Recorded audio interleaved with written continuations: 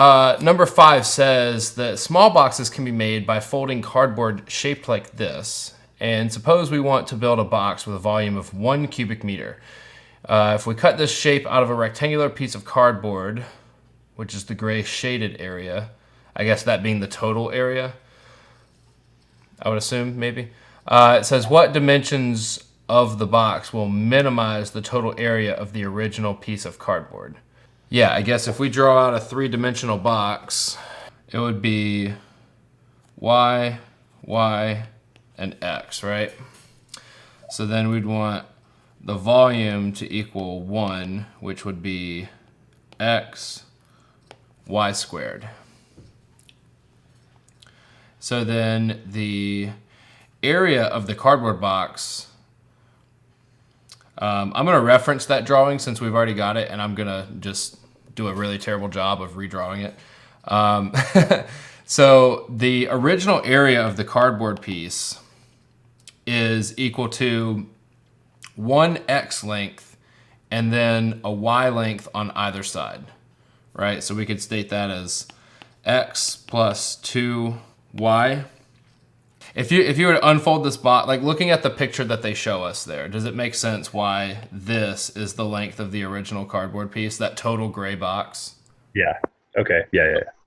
So then to minimize the dimensions of this, we're going to have to probably end up taking a derivative somewhere. So let's see here. We also know that x y squared is equal to 1. So that means that x can be stated as 1 over y squared. So then if we plug that into our, when we go to take that derivative, we're going to want something all in terms of one variable so that we don't have to use implicit. We don't have to, we're really going to want something in terms of one variable because we're going to set that equal to 0, right? And then solve for our optimal dimensions. So that's kind of why this step here is going on. So we're going to plug this in here. So that's where they get 1 over y squared plus 2y times 4y. Good so far? Yeah.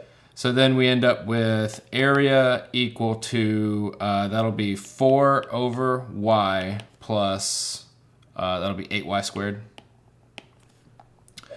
And then when we go to take the derivative of that, that'll be negative 4 over y squared plus 16y. And then per usual, we're going to set that equal to 0. And then we will have to do an analysis after that, but let's do this part first. So we'll have negative 4 over y squared plus 16y equals 0. Let's say 16y equals 4 over y squared. And then we can multiply each side by y squared. So that'll give me 16y cubed equal to 4. And then if we divide each side by 16, that'll give me y cubed equal to 1 over 4, which makes y equal to the cube root of 1 over 4. So what we'd want to do at this point is see if y is a minimum, which means that we would want to see, we would want to plug into the a prime, this equation here, and we'd want to see negative on this side and then positive on this side, which would mean that we have like something like this going on where we have negative derivative, our value, and then positive derivative. What numbers would be easy to plug in here? We definitely can't use 0. That won't work. But we need something that's less than the cube root of 1/4. So let's see. What is the cube root of 1/4? Cube root's like 0.629 or 0.63. Yep. So then let's use 1/2. Is that what you said? All right, so let's use 1/2, and then something larger, let's just use 1. So I forget, what is a prime equal to again? Hold on, let me scroll. I think it's 4 over y, or sorry, negative 4 over y squared plus 16y. So if we evaluate that for 1/2, we're going to end up with negative 4 over 1/4 plus 4, or I'm sorry, plus 8. And let's see, 4 over 1/4 is negative 16 plus 8. So that's negative 8, right? So that's good. And then if we evaluate it for 1, we'd get negative 4 over 1 plus 16. So that's positive, so that's good.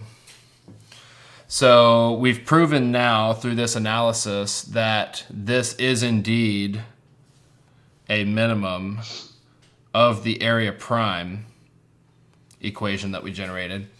So then this will work. This will suffice our purposes. So then the answer to the question is the dimensions are, I think it was x by y squared.